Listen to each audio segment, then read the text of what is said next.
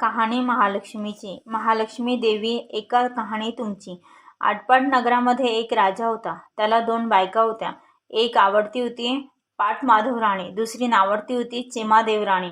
त्या राजाला एक शत्रू होता. त्याचे नाव नंदबणेश्वर होते. तो क्षणी उडे, क्षणी बुडे, क्षणी अंतराळी जाई असा राजाच्या पाठीस लागला होता. त्यामुळे राजा फार वाळत चालला होता. एके दिवशी राजाने सर्व लोकांना बोलाविले. शत्रूस मारा म्हणून आज्ञा केली. सर्व लोकांनी बरं म्हटलं. त्याला शोधू लागले. त्याच नगरात एक म्हातारीचा मुलगा होता. तो आपल्या आईला म्हणू लागला, आई आई मला भाकरी दे, मी शत्रूला मारायला जातो.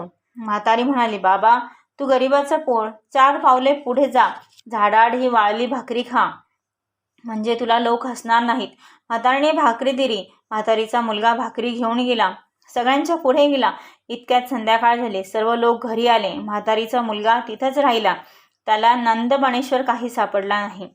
पुढे मध्यरात्री काय झाले? नागकन्या देवकन्या तिथे आल्या. महालक्ष्मीचा वसा करू लागल्या. मुलाने विचारले, ह्याने काय होते? त्यांनी सांगितलं, पडलं झडलं सापडतं, मणी चिंतलं कार्य होतं. हे ऐकून तोही त्यांच्यासोबत वसा वसू लागला. पूजा केली, घागरी फुंकल्या. पहाटेस उत्तर पूजा केली. कोल्हापुरी महालक्ष्मी माय जाती जागती झाली. तसा नागकन्या देवकन्यांनी आशीर्वाद मागितला, तसा ह्यांनीही मागितला. तसा देवीने दिला. देवी अदृश्य झाली. म्हातारीचा मुलगा घरी परत आला. दुसऱ्या दिवशी राणी पहाटे सुटली. अंगणात आली. राजाचा शत्रू मेलेला पाहिला. तिला फार आनंद झाला. तशी तिने ही गोष्ट राजास जाऊन सांगितली. राजाने चौकशी केली. म्हातारीचा मुलगा सगळ्यांच्या मागे होता. त्याने शत्रूला मारले असावे असे सर्व लोकांनी राजास सांगितले. राजाने त्याला बोलावू धाडले. म्हातारीचा मुलगा घाबरला. राजाच्या घरी आला. राजा म्हणाला, घाबरू नको, माझा वैरी नंदबणेश्वर कोणी मारला? सगळे लोक तुझे नाव सांगतात. मुलगा म्हणाला, राजा राजा मी मारला नाही, पण तो देवीच्या वराने मेला. राजा म्हणाला, ती देवी कोणती? तिला तू कुठे भेटलास?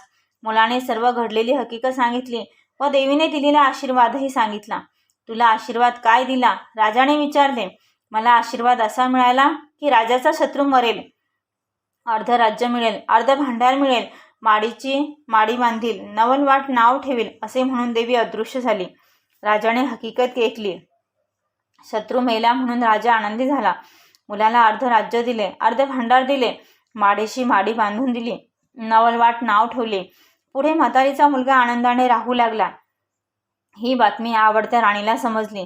राणीने नवलवाटाला बोलावून धाडलं. महालक्ष्मीचा वसा कसा असावा म्हणून तिने विचारले. नवलवाटाने मार्ग दाखविला. तिला सांगितले, अश्विन मास येईल, पहिली अष्टमी येईल. त्या दिवशी 16 सुतांचा तातू तेल हळद लावून करावा. 16 दुर्वा 16 तांदूळ घेऊन तुळशीची पंचामृती पूजा करावी. 16 अर्घ्य द्यावीत. मग धूप दीप दाखवावा. नैवेद्य दाखवून कहाणी करावी. ज्यास हा वसा घेणे असेल त्याने तातूची पूजा करावी. तातू हातात बांधावा. दुसरी कहाणी चतुर्थीला व तिसरी कहाणी चतुर्दशीला करावी. याप्रमाणे दर अश्विन मासी करावे असा तिने वसा समजावून घेतला व आपण हे व्रत पाळू लागली. पुढे एके दिवशी राजा राणीच्या महाली आला. सारीपाट खेळू लागला. राजाने तातू पाहिला. हे काय म्हणून विचारले. राणीने तातूची हकीकत सांगितली. राजा म्हणाला, माझे घरी हारे बहु, दोरे बहु, कांकण बहु, कळावे बहुव्रताचे स्तूत सोडून टाक, मला ह्याची गरज नाही. पुढे रात्र झाली. राजा राणी झोपली. सकाळी दासी बटकी महाल झाडू लागल्या. त्यांना तातू सापडला. दासीने तो तातू नवलवाटाला दिला. त्याला राणीचा राग आला. इतक्यात काय चमत्कार झाला. त्याला नावडती राणी भेटली. तिने तो तातू मागितला. हा म्हणाला, उचशील मातशील, घेतला वसा टाकून देशील. तिने सांगितलं, उतणार नाही, मातणार नाही, घेतला वसा टाकणार नाही. तसा तातू तिच्या हवाली करून वसा सांगितला. पुढे अश्विन मासी व पहिल्या अष्टमीच्या दिवशी देवी महालक्ष्मीने म्हातारीचे सोंग घेऊन पाटमाधव राणीचे महाली गेली. महालक्ष्मीची तिला आठवण आहे किंवा नाही हे पाहू लागली. तो घरात कुठं काहीच तयारी दिसेना. तेव्हा ती पाटमाधव राणीला म्हणू लागली, अगं अगं पाटमाधव राणी, मुलाची माय, आज तुझ्या घरी काय आहे? राणीने उत्तर दिले, आज माझ्या घरी काही नाही. म्हातारीला तिचा राग आला. तिने तिला शाप दिला. सवतीच्या न्हाणी डाराडोरी करीत असशील, अर्ध अंग बेडकाचे अर्ध अंग मनुष्याचे अशी होऊन पडशील. इतके राणीने ऐकले. खदाखदा हसली. पुढे म्हातारी निघून गेली. ती चिमा राणीच्या महाली आली व पाहू लागली. तो तिला जिकडे तिकडे गडबड दिसली. एकीकडे पूजेचं साहित्य दिसले, दुसरीकडे महालक्ष्मीचा मुखवटा मांडलेला दिसला. तिने चिमादेवीला विचारले, अगं अगं चिमादेव राणी, मुलाची माय, आज तुझ्या घरी काय आहे? तिने उत्तर दिले, आज माझ्या घरी महालक्ष्मी आहे. तेव्हा म्हातारे म्हणाले, महालक्ष्मी म्हणतात ते मीच. राणी म्हणाली, कशाने ओळखावी, कशाने जाणावी?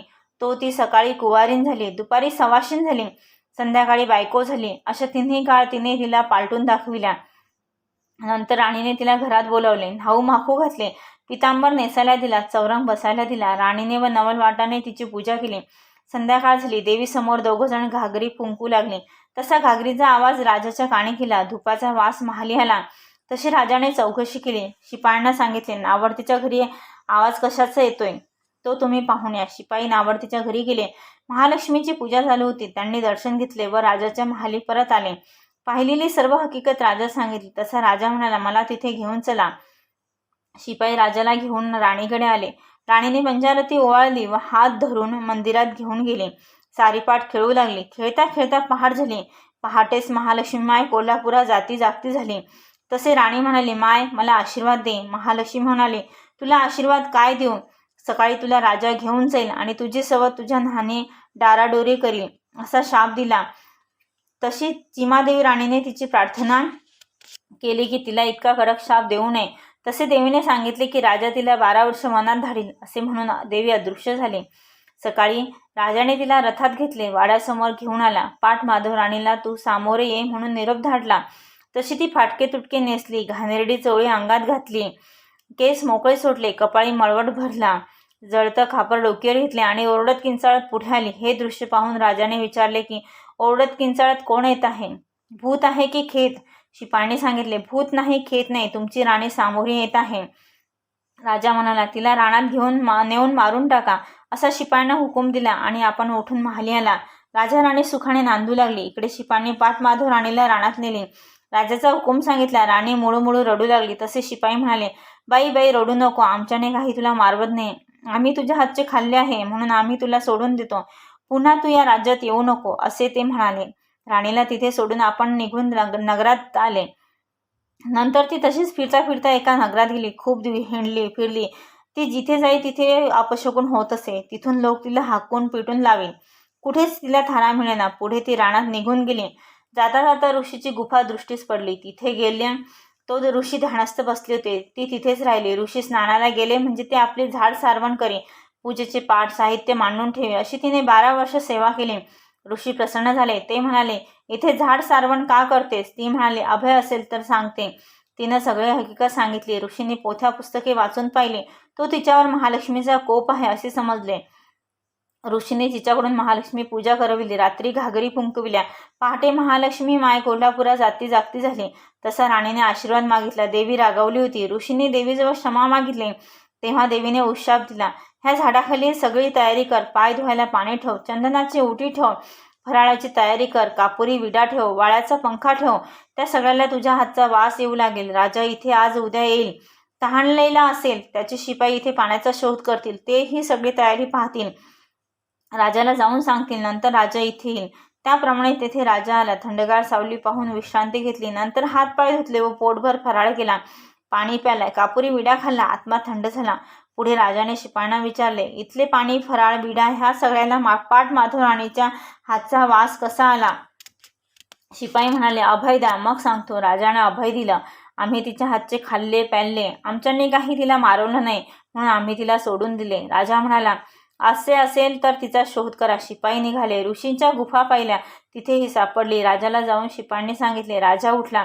ऋषीच्या गुफेत गेला. त्यांचे दर्शन घेतले. ऋषीने ओळखले. त्याला सगळी हकीकत सांगितली. पुष्कळसा बोध केला. राणीला नमस्कार करायला सांगितला. नंतर तिला राजाच्या हवाले केले. तसे उभयतांनी ऋषींना नमस्कार केला. त्यांनी त्यांना आशीर्वाद दिला. पुढे राजाने तिला रथात बसवले. आपल्या नगरी घेऊन आला. बाहेर रथ उभा केला. चिमादेवी राणीला निरोप पाठविला. राजा पाठ माधव राणीला घेऊन येतो आहे. त्याला तू सामोरी ये. तशी राणी न्हायली, माखली, पितांबर नेसली, शाल जोडी पांघरली, अलंकार घातले. नगरच्या नारी बरोबर घेतल्या आणि वाजत गाजत राणी समोर आली. राजाने विचारले, वाजत गाजत कोण येत आहेत? नागकन्या की देवकन्या? तसं शिपायांनी सांगितले, नागकन्या नाही, देवकन्या नाही, तुमचीच राणी तुम्हाला सामोरी येत आहे. तेव्हा राजा पाठ माधव राणीला म्हणाला, तू जर अशी सामोरे आली असतीस तर तुला इतके हाल भोगावे लागले नसते. राणी उगीच बसली. राजाने चिमादेवी राणीला उचलून रथात घेतली आणि दोघीसह वाजत गाजत नगरात आला. सुखाने रामराज्य करू लागला. त्यांना महालक्ष्मी प्रसन्न झाली. तशी तुम्हा आम्हा हो ही 60 उत्तराची कहाणी 5 उत्तरी सुफळ संपूर्ण.